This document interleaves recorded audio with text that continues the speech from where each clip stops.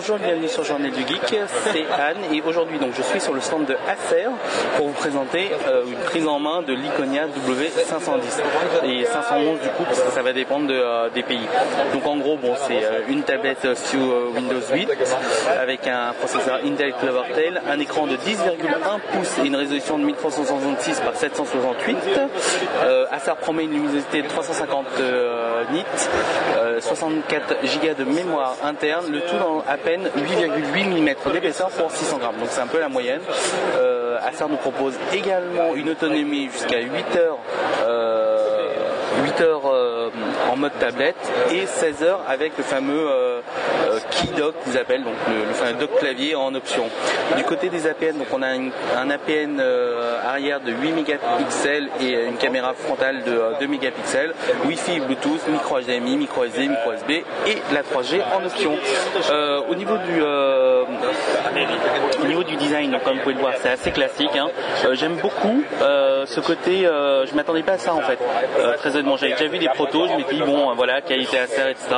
Or, au final, le design est sobre, élégant et surtout, voilà, il n'y a pas de pourriture. C'est propre. Il n'y a rien à dire. Au niveau du dos, on peut le voir, c'est un dos en plastique alu, donc c'est pas de l'alu, donc c'est du plastique couleur argentée.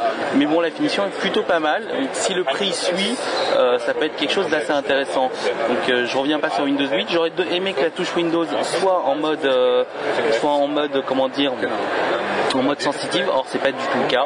Donc bon, d'un côté, a priori, on n'en a pas besoin non plus puisqu'on est censé faire ça pour avoir notre barre de démarrage, etc. Donc là-dessus, on n'a vraiment pas besoin de ça. Mais bon, c'est un petit plus qui aurait pu être là.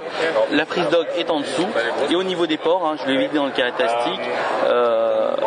Là c'est la version 3G, donc avec un port SIM, un port micro SD, les haut-parleurs sont sur le côté, un port micro HDMI, un port micro USB qui est OTG et enfin donc les boutons de volume.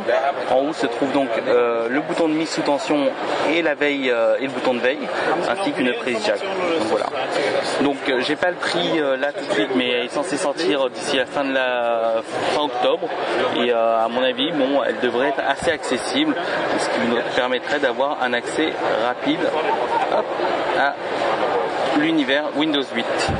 Voilà, je crois que j'ai à peu près fait le tour, donc n'hésitez pas si vous avez des questions et à très vite sur le Journal du Geek.